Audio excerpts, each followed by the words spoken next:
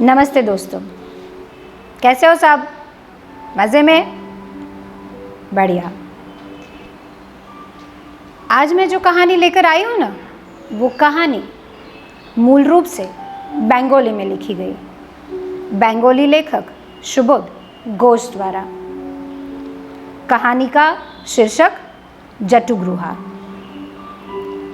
हम लोग हर बार अलग अलग तरह तरह के रसों की कहानियाँ करते हैं। आज हम प्रेम और समर्पण दोनों रसों का एक साथ रसपान करेंगे। ऐसी आज की हमारी कहानी है। तो शुरू करें कहानी। मोहिंदर रेलवे स्टेशन पर आधी रात में मूसलाधार बारिश में उतरता है। उसे अगली सुबह एक और ट्रेन पकड़नी थी, इसीलिए वो बारिश से बचते हुए कूली को अपना सामान थमा के उसी के साथ वेटिंग रूम की ओर चला जाता है। वेटिंग रूम में पहले से ही एक परिवार और एक अकेली औरत बैठे हुए थे। वो औरत मोहिंदर को देख अपना चेहरा मैगजीन के पीछे छिपा लेती है, मगर मोहिंदर तो किसी की उपस्थिति है नहीं है इस बात की परवाह किए बिना वो कूली को पैसे देते हुए चाय नाश्ते के लिए किसी को भेजने की सूचना देकर उसे रवाना करता है। बाद में वो अपने पैंट और जैकेट की जेबें तलाशता है अपनी बैग की चाबी ढूंढने के लिए। चाबी उसे नहीं मिलती। वो भागा भागा रेलवे स्टेशन पर खड़े रेलवे मास्टर से मदद मांगने के लिए जाता है। स्टेशन मास्टर उसे कहते हैं कि वेटिंग रूम में वो जो अकेली औरत बैठी है ना, उनकी बैग भी आप ही की बैग की तरह वीआईपी ब्रांड की ही है। आप उनसे चाबी ले सकते हैं। तो मोहिंदर वो अकेली बैठी हुई औरत के पास चाबी मांगने के लिए जाता है। वो औरत का चेहरा देख चौंक जाता है और वो औरत भी उसे देख सहम जाती है, जैसे एक दूसरे को पहले से ना जानते हो। खैर, चाबी मिलते वो बैग खोलकर तौलिया निकालकर खुली हुई बैग में ही अपनी पर्स और घड़ी रखकर बाथरूम की ओर चला जाता है। इतने में वो कूली के द्वारा भेजा गया वेटर चला आता है, मगर खुली हुई बैग में रखी हुई घड़ी और पर्स देखकर वो लालच भरी निगाहों से वो बैग की ओर खिसकता है। तो वो सामने बैठी हुई औरत झट से खड़ी होकर उसे चाय का ऑर्डर देकर रवाना कर देती है और वो खुली हुई बैग में रखा गया पर्स और घड़ी उठाकर कपड़ों के बीच में छिपाकर रख देती है और वापस अपनी जगह जाकर बैठ जाती है, जैसे अभी उसने कुछ किया ही नहीं, जैसे यहाँ अभी कुछ घटा ही नहीं। इतने में मोहिंदर बाथरूम से वापस आता है और वो चाय वाला भी चाय लेकर आ जाता है। ट्रे में रखे गए 2 कप देखकर वो उसे पूछता है, ये 2 कप चाय किसके लिए? तो वो वेटर वो बैठी हुई औरत के सामने इशारा करते हुए कहता है, वो मैडम भी तो है ना, वो भी तो चाय पिएगी। और वो औरत जैसे इसमें उसका कोई हाथ नहीं है ऐसा जताते हुए वो वेटर को कहती है, मैंने तो सिर्फ चाय के लिए कहा था, बेवकूफ़ नहीं तो। मगर मोहिंदर तुरंत चाय के पैसे देकर वो वेटर को वहाँ से रवाना कर देता है और वो खुद बैठी हुई औरत को चाय पीने का न्योता देकर चाय बनाने लगता है। तो वो औरत, मैं कहाँ चाय पीती हूँ, कहते हुए उठ खड़ी होकर खुद ही मोहिंदर के लिए चाय बनाने लगती है।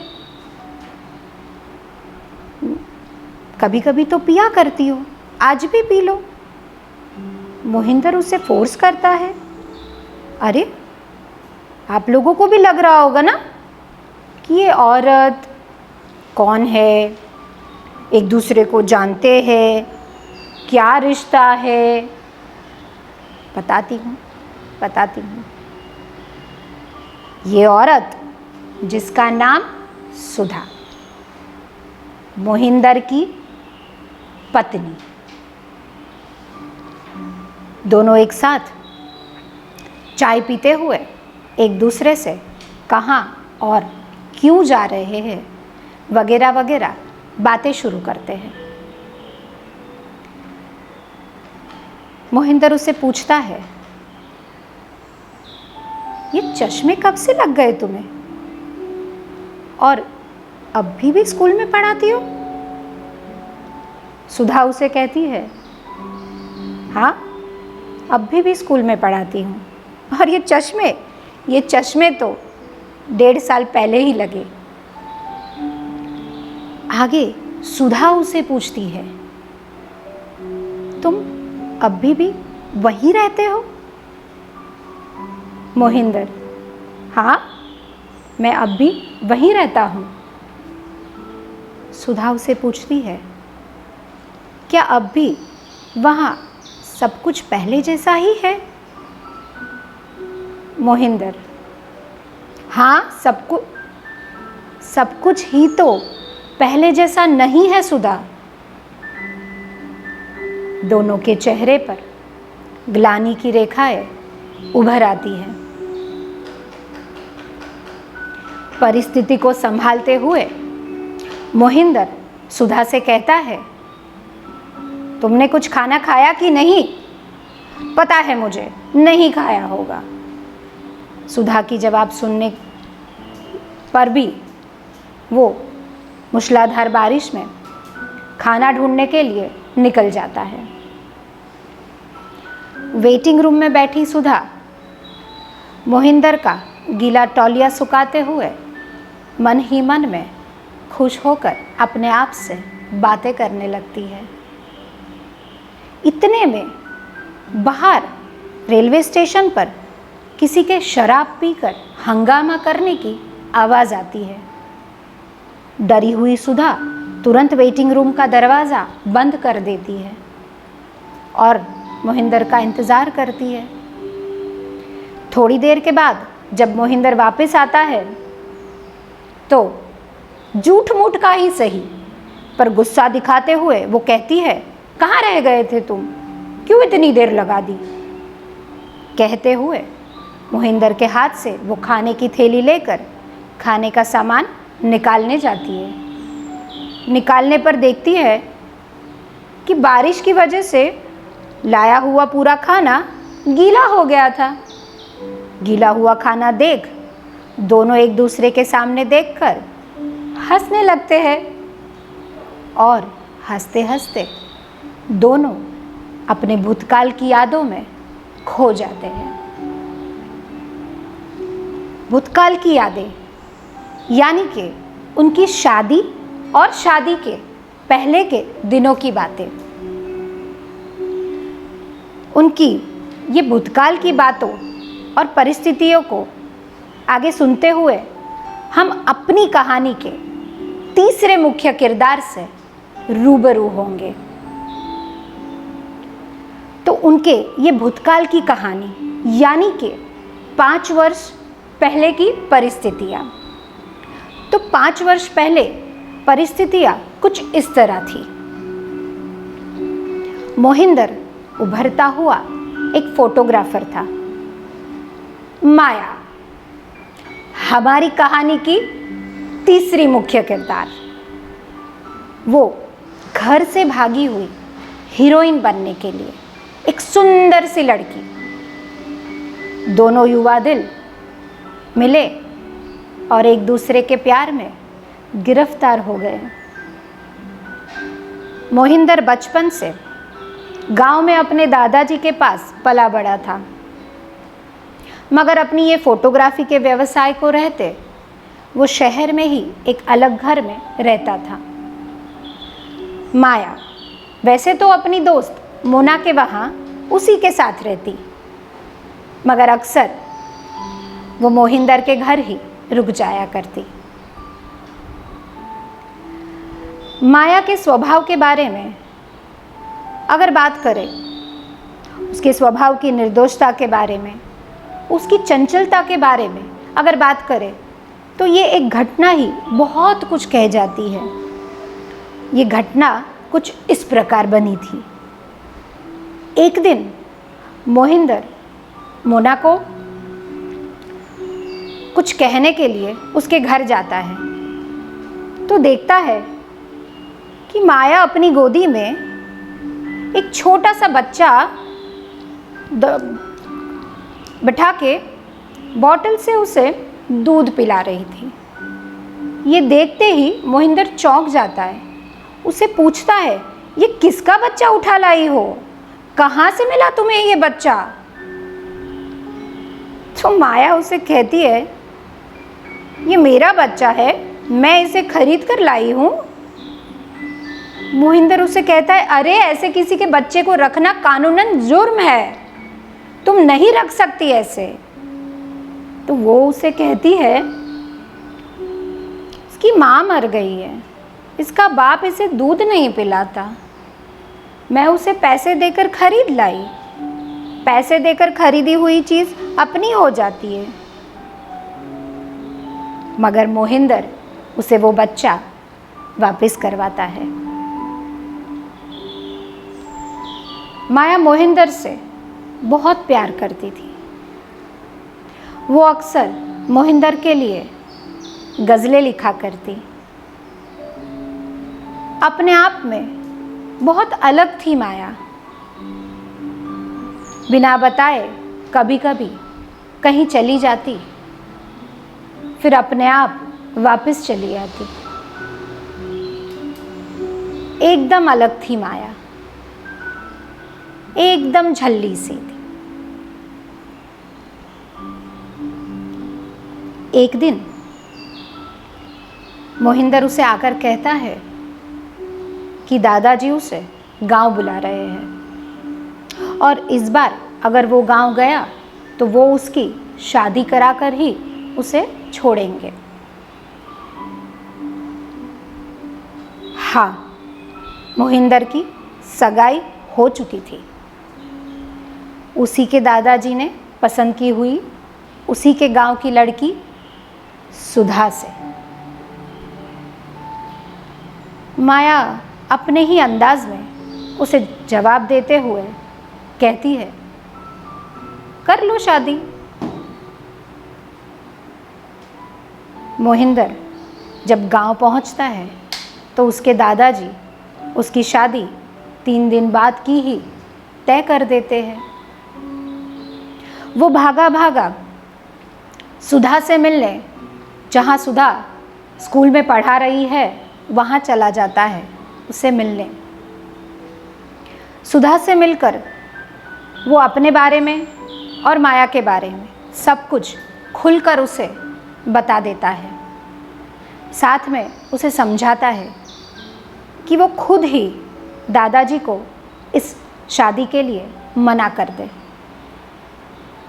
सुधा उसकी बात बड़े शांति से, बड़े प्यार से सुनती है और उसे कहती है उसे वही करना चाहिए जो सही है, और सही वही है कि उसे खुद दादाजी को अपने और माया के बारे में बता देना चाहिए। मोहिंदर उसकी बात को समझते वो शहर वापस माया को लेने चला जाता है। आकर देखता है तो माया कहीं चली गई होती है, किसी को बिना बताए,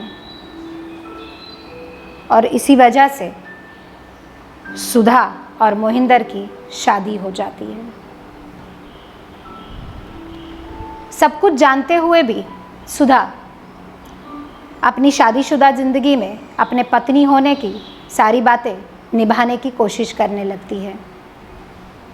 मोहिंदर भी अपनी पिछली ज़िंदगी भुलाकर अपने शादीशुदा ज़िंदगी में पति होने के सारे फ़र्ज़ निभाने की कोशिश करता है।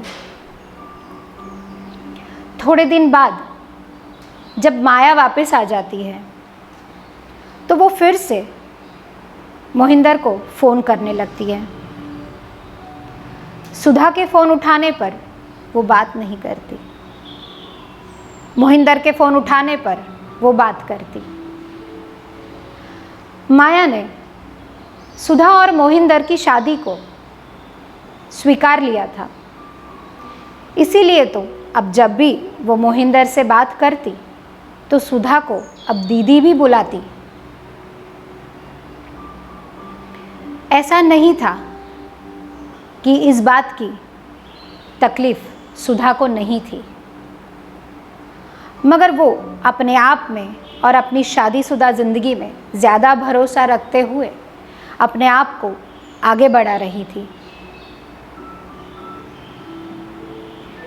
एक दिन घर की सफाई करते ऊपरी मंजिल से उसे कुछ सामान हाथ लगा। वो माया का सामान था, एक बड़ा सा मफलर और कुछ मेकअप का।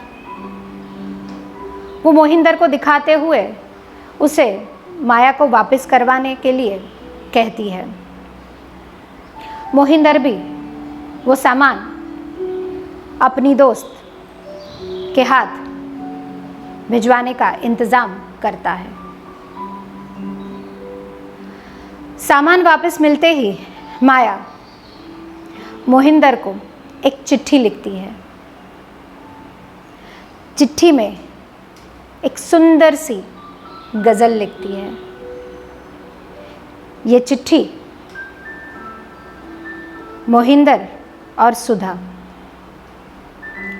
दोनों एक साथ पढ़ते हैं।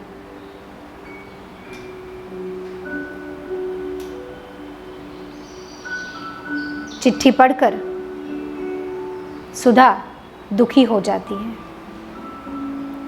अपने आप को सामान वापस भिजवाने के लिए कोसते हुए वो मोहिंदर से कहती है, वैसे भी तो माया हमारे बीच किसी ना किसी वजह से रहती ही है, उसका सामान भी रह जाता तो क्या जाता।